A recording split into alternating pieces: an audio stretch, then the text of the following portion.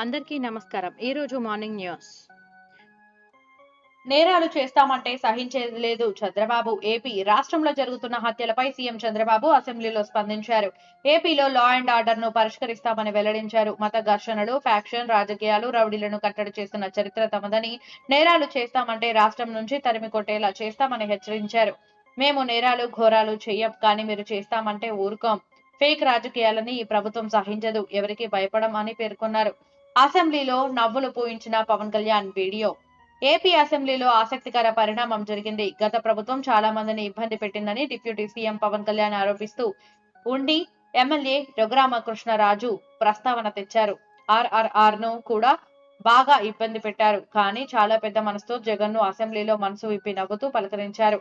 మీ నుంచి మేము నేర్చుకోవాలి, దాడి చేసినా, హాని తలపెట్టినా పట్టించుకొని మీ పెద్ద మనసుకు ధన్యవాదాలు అని అనడంతో సభ్యులంతా నవ్వారు.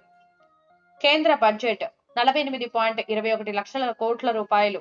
ఆర్థిక మంత్రి నిర్మలా సీతారామన్ 2024-2025 ఆర్థిక సంవత్సరానికి సంబంధించిన కేంద్ర బడ్జెట్ ను పార్లమెంట్ లో ప్రవేశపెట్టారు. 48.21 లక్షల కోట్లతో ఆమె బడ్జెట్ ప్రకటించారు. మొత్తం ఆదాయం 32.07 లక్షల కోట్లు, పన్ను ఆదాయం 28.38 లక్షల కోట్లు, ద్రవ్యలోటు 4.3% ఉంటుందని అంచనా వేశారు. అప్పులు, పన్నేతర ఆదాయాలు 16 లక్షల కోట్లుగా బడ్జెట్ లో పేర్కొన్నారు. సీఎం రేవంత్ రెడ్డి కీలక నిర్ణయం. బడ్జెట్ లో తెలంగాణపై కేంద్ర ప్రభుత్వ వివక్షకు వ్యతిరేకంగా రాష్ట్ర హక్కులను కాపాడేలా రేపు అసెంబ్లీలో తీర్మానం ప్రవేశపెడతామని సీఎం రేవంత్ రెడ్డి తెలిపారు. ప్రభుత్వ నిరసనను ప్రధానికి అధికారికంగా తెలియజేయడానికి తీర్మానాన్ని కేంద్రానికి పంపుతామన్నారు. బీజేపీ ఎమ్మెల్యేలు, ఎంపీలు తమతో కలిసి రావాలన్నారు. గతంలో ఇలాంటి వివక్షనే ప్రత్యేక రాష్ట్ర సాధనకు కారణమైందని సీఎం గుర్తు చేశారు. పార్టీ ఎమ్మెల్యేలు, ఎమ్మెల్సీలతో కేసీఆర్ భేటీ.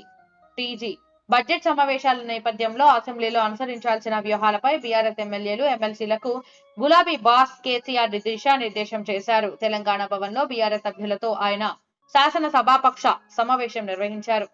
కాంగ్రెస్ హామీల అమలు, జాబ్ క్యాలెండర్, రుణమాఫీ అమలులో ఆంక్షలు, రైతు భరోసా చెల్లింపులో ఇబ్బందులు వంటి అంశాలపై రాష్ట్ర ప్రభుత్వాన్ని నిలదీయాలని ఆదేశించినట్టు తెలుస్తోంది. హైకోర్టుకు జగన్. ఏపీ మాజీ సీఎం జగన్ హైకోర్టును ఆశ్రయించారు. తనకు ప్రతిపక్ష నేత హోదా ఇచ్చేలా స్పీకర్ ను ఆదేశించాలని ఆయన పిటిషన్ వేశారు. ప్రతిపక్ష హోదా కోసం స్పీకర్ కు లేఖ రాసినా ఇవ్వలేదని అందులో పేర్కొన్నారు. కాగా ఇటీవల జరిగిన ఎన్నికల్లో వైసీపీకి 11 సీట్లే రావడంతో ప్రతిపక్ష నేతగా జగన్ కు అర్హత లేదని టీడీపీ చెబుతోంది. తెలంగాణకు బడ్జెట్ లో మళ్లీ గుండు సున్నాయే. కేటీఆర్. టీజీ బడ్జెట్ లో కేంద్రం తెలంగాణకు ప్రతిసారి అన్యాయమే చేస్తోందని బీఆర్ఎస్ కార్యనిర్వాహక అధ్యక్షుడు కేటీఆర్ మండిపడ్డారు.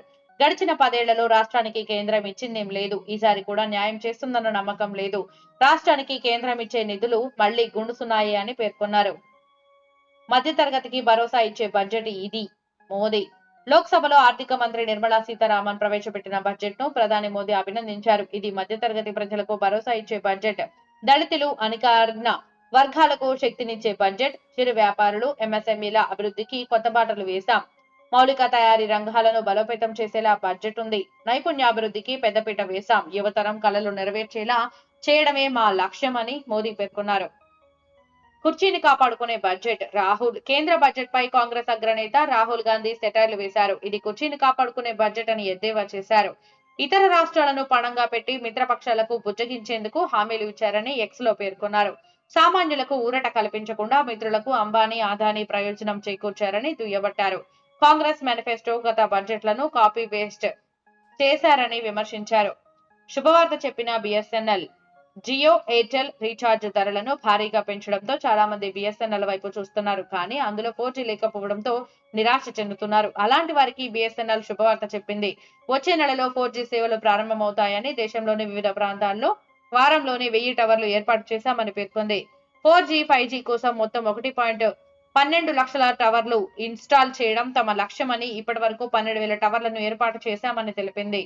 ఈ నెల 31 వరకు తెలంగాణ అసెంబ్లీ సమావేశాలు. తెలంగాణ అసెంబ్లీ సమావేశాలు ఈ నెల 31 వరకు కొనసాగనున్నాయి. రాష్ట్ర బడ్జెట్ సమావేశాలు ఈ రోజు మొదలైన విషయం తెలిసిందే. ఇవి 8 రోజుల పాటు జరుగుతాయి. కాగా ఎల్లుండి ఆర్థిక మంత్రి డిప్యూటీ సీఎం బట్టి విక్రమార్క రాష్ట్ర బడ్జెట్ ను ప్రవేశపెడతారు. బీహార్ లో రోడ్లకు 26,000 కోట్లు. 2024-2025 బడ్జెట్ లో బీహార్ లోని వివిధ రహదారి ప్రాజెక్టులకు కేంద్ర ప్రభుత్వం 26 కోట్లు కేటాయించింది. మల్టీలేటరల్ డెవలప్మెంట్ ఏజెన్సీల ద్వారా రాష్ట్రానికి నిధులు సమకూర్చనున్నట్లు నిర్మలా సీతారామన్ వెల్లడించారు. రహదారి ప్రాజెక్టులతో పాటు విమానాశ్రయాలు, వైద్య కళాశాలలు, క్రీడా సౌకర్యాలను ఏర్పాటు చేయాలని యోచిస్తున్నట్లు తెలిపారు. వరద నివారణ, సాగు కార్యక్రమాలకు 11,000 కోట్లు కేటాయించారు. ఇది చంద్రబాబు అంటే టీడీపీ శ్రేణుల సంబరాలు. ఏపీ అమరావతికి కేంద్రం 15,000 కోట్లు కేటాయించడంపై టీడీపీ శ్రేణులు సంబరాలు చేసుకుంటున్నాయి. తమ అధినేత చంద్రబాబు సమర్థతతోనే కేంద్రం ఈ నిధులిచ్చిందని కొనియాడుతున్నాయి. విభజన తర్వాత ఏపీకి కేంద్రం ఈ స్థాయిలో ప్రాధాన్యం ఇచ్చింది లేదు. వ్యూహాత్మకంగా ఎన్డీఏలో చేరడం, కేంద్ర ప్రభుత్వం ఏర్పాటులో కీలక పాత్ర పోషించడం ద్వారా చంద్రబాబు తన మార్కు రాజకీయం చూపించారు అంటూ పార్టీ నేతలు హర్షం వ్యక్తం చేస్తున్నారు.